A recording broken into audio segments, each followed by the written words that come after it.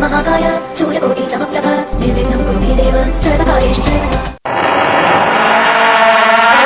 जब रात होती है तो हम एक दिया जला लेते हैं और उसकी रोशनी में खुद को महफूज समझते हैं, मगर उस रोशनी के परे जो अंधेरा है वो अपने अंदर बहुत सारी कहानियां समेटे हुए है और इन्हीं कहानियों को आप तक लेकर आता है रात के अंधेरे में।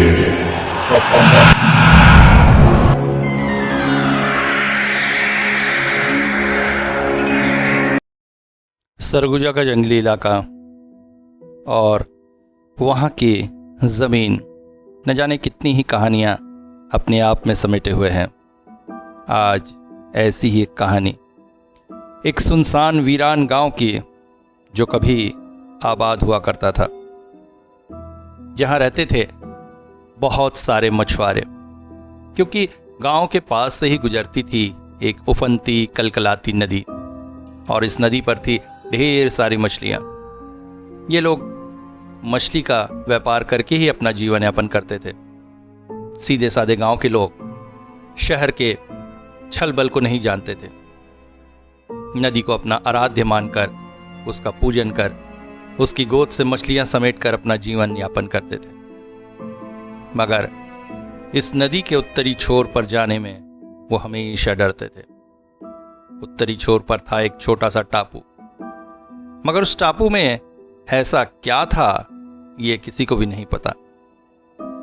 गांव में रहते थे 3 भाई, शिबू, कालू और श्यामू। शिबू सबसे बड़ा था, कालू उसके बाद और उसके बाद श्यामू। माता पिता उनके थे नहीं। शिबू मछली पकड़ने का काम करता था। कालू बाप दादा की छोटी सी जमीन पर खेती करता था और श्यामू सबसे छोटा भाई, उनका परम दुलारा। उसे वो किसी भी काम में नहीं लगने देते थे। दिन भर श्यामू गांव में अपने दोस्तों के साथ धमाचौपड़ी मचाता घूमता फिरता चला जाता था। धीरे धीरे समय बीता।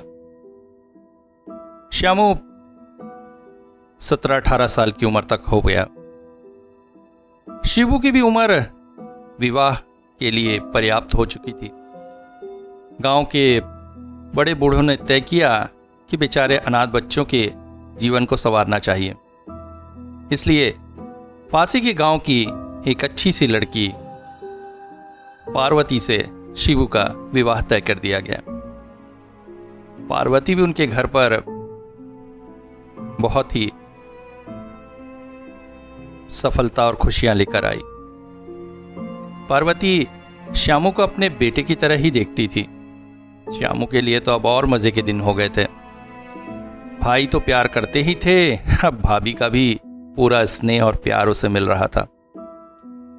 जीवन ऐसे ही चला जा रहा था कि एक दिन अचानक शिबू ने श्यामू को बुलाकर कहा, श्यामू सुन, मेरी जरा 2 दिन से तबीयत ठीक नहीं जा रही है, पेट में बड़ा दर्द हो रहा है। मैं सोच रहा था कल मछली पकड़ने तू चला जा। श्यामू चौंका। आज तक तो कभी मछली पकड़ने गया नहीं, वो क्या करेगा जाकर। अरे देख, ऐसे आएंगे 4 तो घर में ही काम आएंगे। अब मैं कितने दिन बीमार रहूंगा क्या पता। वो मेरा दोस्त मंगल भी तेरे साथ होगा। अब ज्यादा कुछ करना नहीं है, नाव में मंगल के साथ जाना, नदी में जाल डालना, जितनी मछलियां आती है ले आना, और मंगल तो साथ है ही है, सब सिखा देगा। 1-2 दिन जाएगा तो अपने आप सब सीख जाएगा, समझा। कल जा, जो हो मिले ना मिले चलेगा। अच्छा 1-2 बातें सुन, तू मेरी तरह उतनी रात को मत जाना। 3 बजे करीब निकलना मंगल के साथ। नाव में 2 लालटेन रखना, एक सबसे पहले की तरफ और एक बीच में जो कमरा सा बना होता उसमें। अगर जाते जाते हवा से लालटेन बुझ जाए तो वापस चले आना, दूसरे दिन जाना। और हाँ, उत्तरी छोर की तरफ जो टापू वाला इलाका है, उस तरफ भूलकर भी मत जाना। क्यों दादा, क्या हुआ उधर? अरे उधर के बारे में कुछ अच्छी बातें नहीं है। पता नहीं उधर है क्या, मगर गांव का कोई भी व्यक्ति आज तक उधर नहीं गया है। कुछ साल पहले गांव के शिवचरण के ससुर जो शहर से आए थे, वहां की तलाश में नाव लेकर गए थे। उसके बाद आज तक वो वापस नहीं आए। वहां का पानी भी कुछ अजीब सा है, लाल रंग से सना रहता है। हालांकि मछलियां उधर बहुत हैं, मगर आज तक वहां से कोई मछली पकड़कर नहीं ला सका है। जाओ तो पानी के ऊपर ऊपर भी मछलियां तैरते रहती हैं। लगता है जाल डालोगे तो मछलियां भर जाएंगी। मगर कुछ साल पहले गांव के ही हल्दीराम जी उधर निकल गए थे। नदी में जाल डाला तो मछलियां तो पकड़ ली, मगर फिर न जाने क्या हुआ उन्हें। मछलियों को देखकर वो आश्चर्यचकित हो गए थे। मछलियां बर्फ सी जमी हुई नाव में पड़ी हुई थी। नाव खेते खेते गांव की तरफ वापस जरूर आ गए थे, मगर गांव में पहुंचने के पश्चात वो पत्थर से हो गए थे। गांव वालों ने बड़ी मुश्किल से उन्हें घर तक पहुंचाया था। हाँ, नाव में मछली नहीं मिली थी। बहुत समय तक वैसे ही पत्थर से बने रहे, किसी से बात नहीं करते थे। गांव के वैद्य ओझाओं ने बड़ी मुश्किल से उन्हें स्वस्थ किया था। तब से उत्तरी छोर की तरफ कोई भी नहीं जाता है। तुझे भी जाने की जरूरत नहीं, समझा?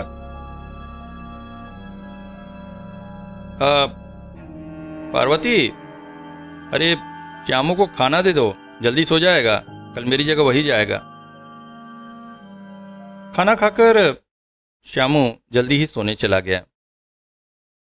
धीरे धीरे घर के सभी लोग खा पीकर सो गए। उस रात अचानक श्यामू ने एक बड़ा भयानक सपना देखा। उसने देखा उसकी नाव उत्तरी छोर के उस पहाड़ के पास पहुंच गई और वहां से भयानक आवाजें आ रही।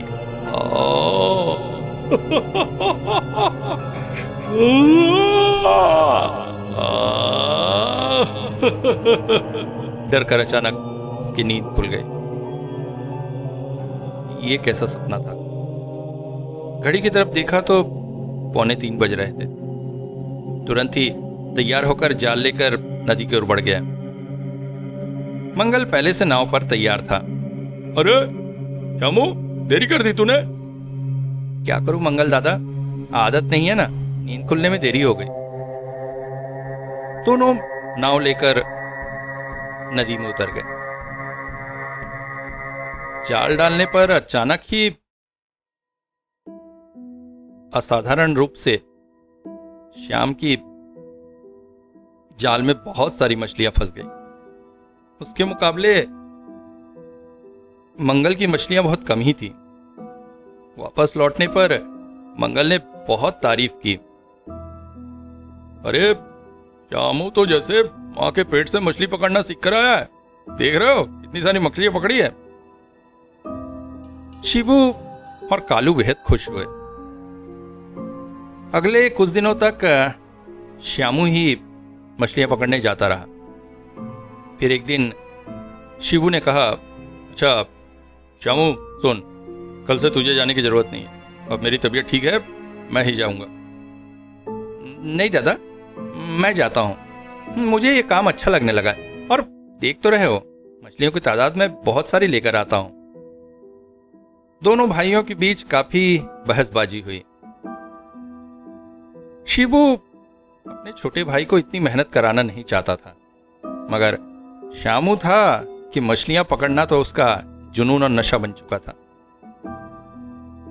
थक हार कर उसे मानना ही पड़ा। वैसे भी श्यामू जिस तादाद में मछलियां ला रहा था, उनसे उनके घर की आर्थिक स्थिति सुधर ही रही थी। पार्वती भी बेहद खुश थी। इसी तरह समय गुजरता रहा। श्यामू मछलियां पकड़ने जाता रहा, ढेर सारी मछलियां लाता रहा। एक दिन मंगल किसी कारण से श्यामू के साथ नहीं जा पाया। श्यामू अकेले ही उस दिन नाव लेकर चल पड़ा था। उस दिन आसमान साफ ही था। बड़े मजे से वो मछलियां पकड़ता जा रहा था, मगर तभी आसमान में एक तेज बिजली कड़की।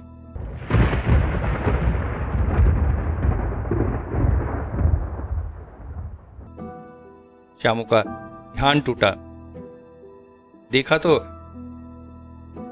तेज तूफान था जो उसके काफी करीब तक आ गया था। वो तेजी से नाव खेकर गांव की ओर जाने की कोशिश करने लगा, मगर तेज हवा की वजह से वो नाव न खींच सका। फिर तेज बारिश और बिजली की गड़गड़ाहट होने लगी। नदी का पानी उफान में आ गया और असहाय सा श्यामू अब कुछ भी नहीं कर सक रहा। नदी के तेज बहाव में उसका नाव बहता चला गया। श्यामू को बहुत डर लग रहा था। इतने तेज बहाव में नाव ठीक से न खींच सकने के कारण कहीं नाव पलट गई तो उसका क्या होगा। तेज हवा जैसे उसे किसी तरफ खींचे लिए चली जा रही थी। बहुत प्रयास करने की वजह से वो बेहद थक चुका था। तभी एक तेज हवा के थपेड़े ने नाव को पानी में उलेट दिया। थक चुका श्यामू नदी में जोर से गिरने की वजह से बेहोश हो गया। कुछ देर बाद जब उसे होश आया, उसने अपने आप को एक दलदली सी जमीन में कीचड़ से सना हुआ पाया। घबराकर उठकर बैठा तो ऐसा लगा जैसे चारों ओर बहुत सारी आंखें उसे घूर रही।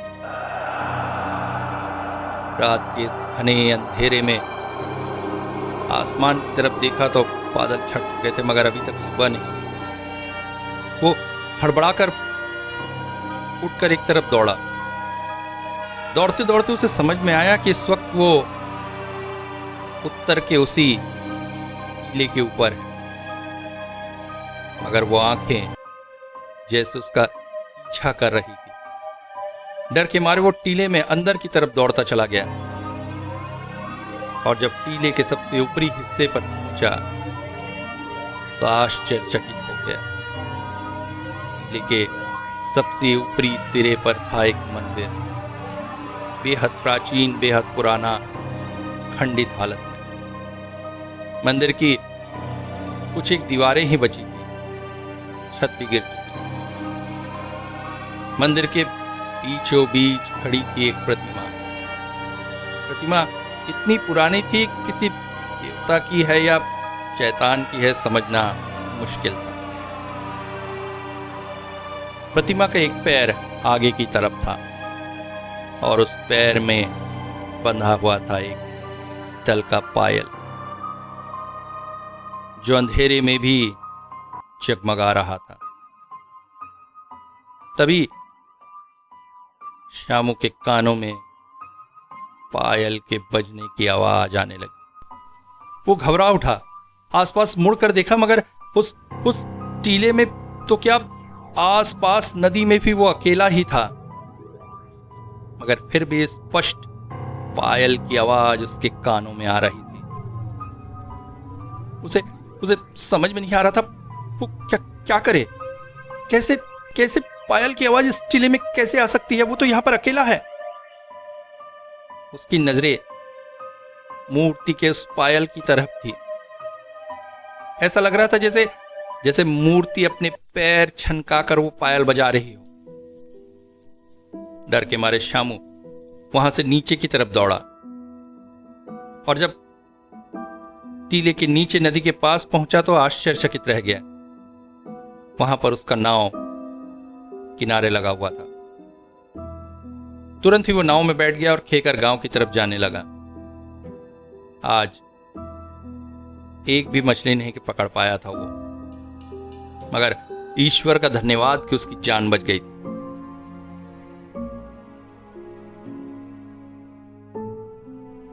नाव खेकर जब वो गांव वापस लौटा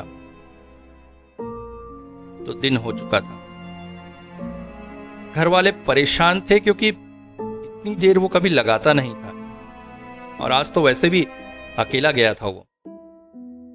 जब वो वापस लौटा तो थककर चूर हो चुका था। घर पहुंचकर पार्वती से कहा, भाभी मुझे कुछ खाने के लिए दो, बहुत भूख लगी है, और मैं जाकर सोऊंगा, तबीयत अच्छा नहीं लग रहा है। आंधी में नाव बड़ी मुश्किल से बचाकर यहां तक पहुंचा हूं। नाव खेके कर शरीर थक गया है, और आज मछली भी नहीं पकड़ पाया भैया। भाई ने कहा, अरे इतनी आंधी से बचकर आया, हम लोग तो डर गए थे। आज नहीं कल पकड़ेंगे मछली, चल छोड़, खाना खाकर सो जा। श्यामू खाना खाकर सोने चला गया। नाव में पड़े जाल वगैरह को उठाने के लिए जब पार्वती नाव के पास गई तो चौंक पड़ी। नाव में 4 कैरेट भर के मछलियां रखी हुई थी। उसने अपने पति को आवाज दी, अरे सुनते हो, देखो देवर जी आजकल हम लोगों के साथ मजाक करने लगे हैं। हाँ, कहते हैं कुछ मछली नहीं पकड़ी, अरे यहां आकर देखो। मछलियां देखकर तो शिबू खुशी से जैसे नाच उठा।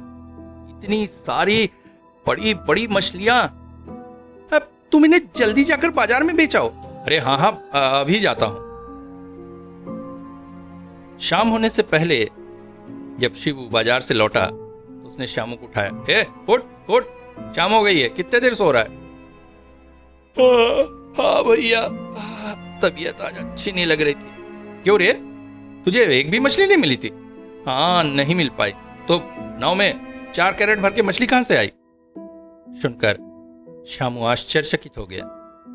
शिबू ने उसे हाथों में पकड़े पैसे दिखाए, ये देख मछलियां बेचकर लाया हूं।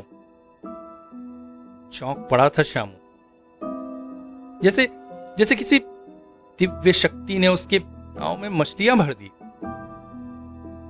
आश्चर्यचकित था वो। उस दिन रात को उसके कानों में वही पायल की आवाज बजती रही। इसके बाद आश्चर्यजनक घटनाओं का क्रम शुरू हो गया। श्यामू नदी में जाता, मगर जब लौटता जितनी मछलियां पकड़ कर लाता उससे चौगनी मछली उसके नाव में होती।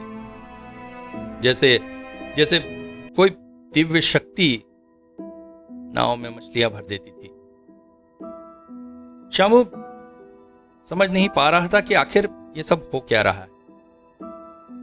अक्सर उसके कानों में पायल की आवाज आती और ऐसा लगता जैसे जैसे इस टापू से कोई उसे बुला रहा है, आजा, आना।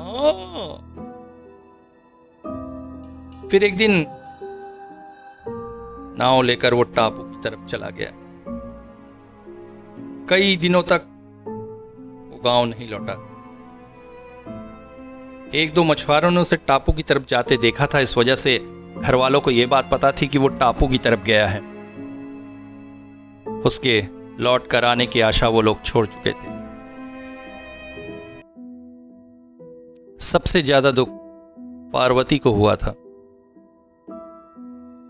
शादी के कई साल हो जाने के बाद भी उसे संतान नहीं हो सकी थी। उसने श्यामू को ही अपनी संतान मान लिया था। आज उसके इस तरह से हो जाने पर वो बेहद दुखी थी। मगर सबसे आश्चर्यजनक बात यह थी कि श्यामू के न लौट आने के बाद भी हर दिन जैसे किसी दिव्य ताकत से उनके घर 4 कैरेट मछलियां पहुंच जाती थी। घर की आर्थिक स्थिति धीरे धीरे अच्छी होती देख कालू का भी विवाह कर दिया गया। समय बीतता रहा। एक दिन अचानक आश्चर्यजनक तौर पर श्यामू लौट आया, मगर उसकी पूरी रूपरेखा बदल चुकी थी। सिर पर बड़े बड़े बाल, गाल में बड़ी बड़ी दाढ़ी, कपड़ों के नाम पर बस एक भगवा रंग की धोती और आंखें कई दिनों तक न सोने की वजह से लाल। गांव में आकर कुछ दिनों तक वो रहा, अपने अंदर दिव्य शक्तियां ले आया था। वो कई लोगों के बारे में भविष्यवाणी कर देता था, कई लोगों के रोग ठीक कर देता था। गांव में अब श्याम तांत्रिक के नाम से प्रसिद्ध हो गया था। जीवन में उसका क्रम यही था। कुछ दिनों तक टापू पर रहता, कुछ दिनों तक गांव में। मगर मछलियों का स्वतः ही उसके घर पहुंच जाने का क्रम ऐसा ही चलता रहा। कुछ समय बाद कालू की पत्नी गर्भवती हुई। घर में बच्चे की किलकारियां गूंजने की खुशियां आने वाली थी। पार्वती बेहद खुश थी। वो नहीं तो क्या, उसकी देवरानी की बच्चे को लेकर ही वो खेला करेगी। सब कुछ ठीक ही चल रहा था कि एक दिन अचानक श्यामू वापस आया। उसके एक हाथ में थी वही दिव्य मूर्ति और दूसरे हाथ में थी उसकी पायल। नाव से लेकर जब वो गांव में प्रविष्ट हुआ और गांव वालों को बताया कि वो मूर्ति अब गांव में प्रतिस्थापित करेगा और यहीं पर उसका पूजन होगा, तो गांव वाले इसके विरोध में आ गए, क्योंकि उन्हें पता नहीं था वो मूर्ति किसी देव की है या शैतान की है। इस तरह से कैसे किसी भी मूर्ति को वो अपने यहां प्रतिस्थापित होने दे देते। अगर गांव पर कोई मुसीबत आ जाती तो। श्यामू चीख उठा, बकवास मत करो, गांव पर बहुत बड़ी विपदा आने वाली है। मां को यहां प्रतिस्थापित करने दो, वरना सब तबाह हो जाओगे। गांव वालों के साथ साथ उसके भाई भी उसके विरोध में आ गए। उनका वो फुट पाला हुआ छोटा सा भाई आज इतनी बड़ी बड़ी बातें कर रहा है, गांव के तबाही और बर्बादी की बातें कर रहा है। ये रोकेगा गांव को?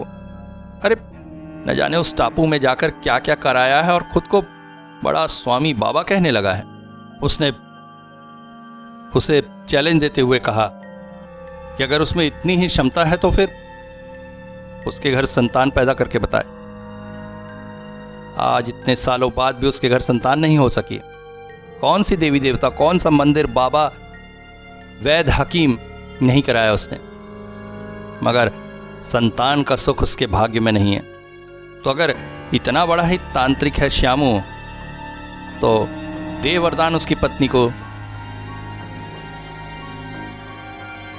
शिवू ने स्पष्ट कह दिया, ना तो उसकी देवी की उसके गांव को जरूरत है, ना ही उसकी। चला जाए वो, और मछलियां भी नहीं आएंगी तो कोई फर्क नहीं पड़ेगा।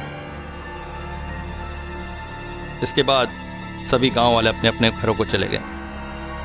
पार्वती उससे कुछ और बातें करना चाहती थी, मगर पति के आगे वो कुछ नहीं कर सकती थी। रोती बिलखती वो भी घर को चली गई। नदी के किनारे श्यामू असहाय सा खड़ा रहा, अपमानित और तिरस्कृत सा। उसकी आंखों में जैसे अग्नि ज्वाला थी। उसे पता था आगे क्या होने वाला है, मगर लोगों की मूर्खता और जिद के आगे वो कुछ नहीं कर सकता था। देवी मूर्ति को साथ में लेकर टापू की ओर वो लौट गया। उसके बाद फिर कभी किसी ने श्याम तांत्रिक को गांव में नहीं देखा। समय गुजरता रहा।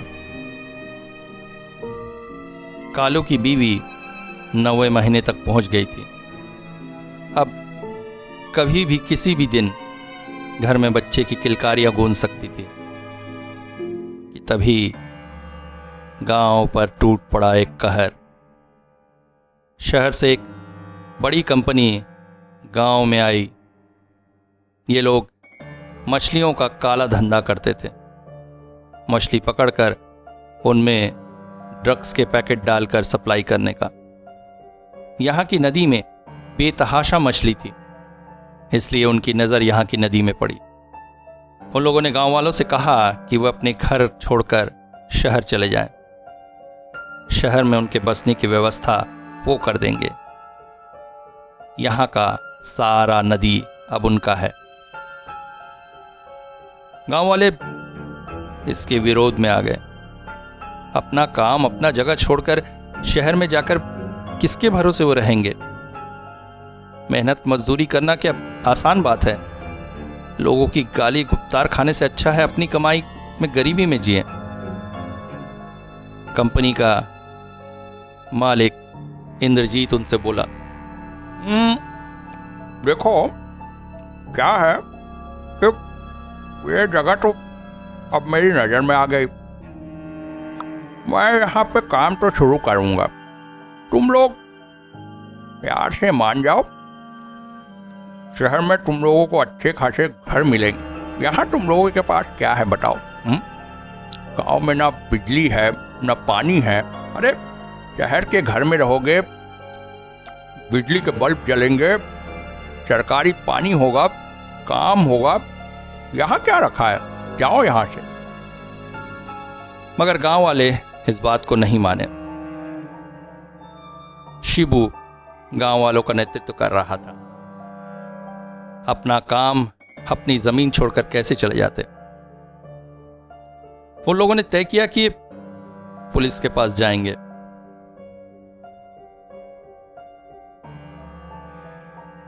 गांव के कुछ लोग कालू के साथ शहर के पुलिस स्टेशन की ओर चल पड़े। हालांकि उन्हें पता था ये लोग इतने समर्थ हैं कि पुलिस भी शायद इनकी कोई मदद करे, मगर कोई ना कोई तो ऐसा होगा जो उनकी मदद कर सके। मगर इससे पहले कि वो शहर के पुलिस स्टेशन पहुंच पाते, रास्ते में ही इंद्रजीत और उसके आदमियों ने उन्हें रोक लिया। वहां पर आपस में बेहद संघर्ष हुआ और तभी एक गोली के धमाके ने सबको चौंका दिया। कालू की तड़पती हुई लाश जमीन पे पड़ी थी। फिर बाकी और गांव वालों को भी बहुत चोटें आई। जो लोग किसी हाल में बच गए थे वो कालू की लाश और बाकी गांव वालों को लेकर वापस गांव लौट आए। शिबू के घर में तो जैसे आसमानी बिजली फट पड़ी थी। बच्चे को जन्म देने के लिए तैयार कालू की बीवी वैधव्य का दुख नहीं सह पा रही। घर में फूट फूट के रोने की आवाज आने लगी। पूरा गांव भयभीत था। बहुत से लोग इस संघर्ष में घायल हुए थे, कुछ मारे भी गए थे। 2 दिनों तक लाश शिबू के घर में ही रखी रही। लाश को कांधा देने वाला भी कोई नहीं था। इंद्रजीत के लोग आकर गांव वालों को डरा कर गए थे कि जो भी लाश को कांधा देगा वो खुद लाश बन जाएगा। पूरे गांव में सन्नाटा पसरा हुआ था। शिबू के घर से रह रहकर रोने की आवाजें गांव में गूंज जाती थी।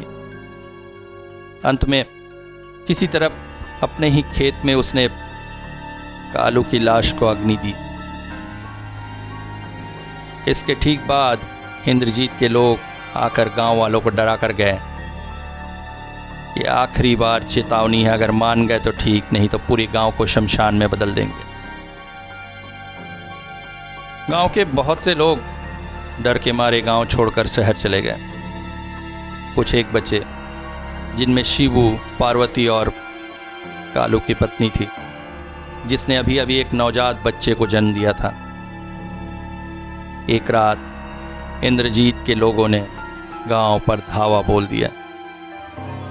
गांव में रहने वाले हर एक को पकड़ पकड़ कर वो जान से मारने लगे। शिबू को घर के पास ही के एक पेड़ में फांसी लटका दी। कालू की बीवी और उसके बच्चे को गोली मार दिया गया और पार्वती को उससे भी बुरी सजा दी गई। उसके हाथ पांव बांधकर नदी में फेंक दिया गया। पानी में डूबकर मरने के बाद पार्वती की लाश नदी में तैरती रही और तैरते तैरते एक दिन टापू के किनारे जा लगी। यज्ञ में बैठे श्यामुतांत्रिक की आंखें खुल गई। हाँ, ये क्या? किसी अनिष्ट की बदबू कैसे आ रही है इस यज्ञ कुंड से? वो तुरंत ही यज्ञ छोड़कर टापू से नीचे की तरफ उतर आया और अपनी भाभी मां की लाश को देखकर चौंक उठा। लाश को स्पर्श कर अपनी दिव्य क्षमता से उसने सब कुछ जान लिया और फूट फूट कर रो पड़ा। भैया, मैंने कहा था तुमसे, ये क्या हो गया? मगर कसम है मुझे, पूरे दल को जब तक नष्ट नहीं कर दूंगा, चैन से नहीं बैठूंगा। अगली रात अमावस की रात थी।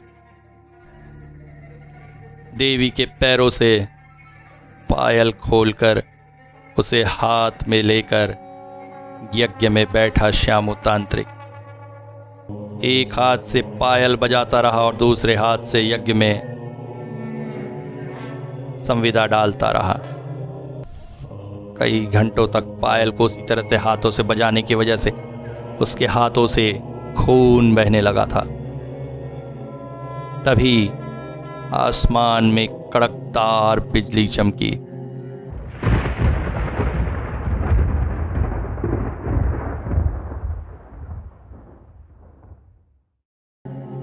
और आश्चर्यजनक रूप से किसी शक्ति से बंधे इंद्रजीत और उसके सभी साथी मोटर बोटों पर सवार होकर टापू की ओर निकल पड़े।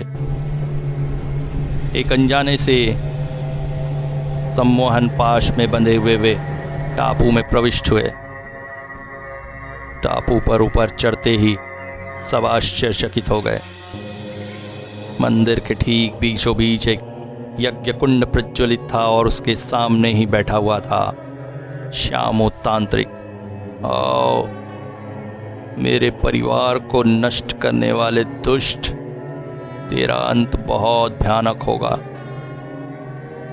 इसके पश्चात यज्ञ कुंड में कुछ अजीब से मंत्रों के साथ संविदा डालते ही इंद्रजीत के सारे साथी दौड़ पड़े नदी की तरफ और वे सभी नदी में कूद गए।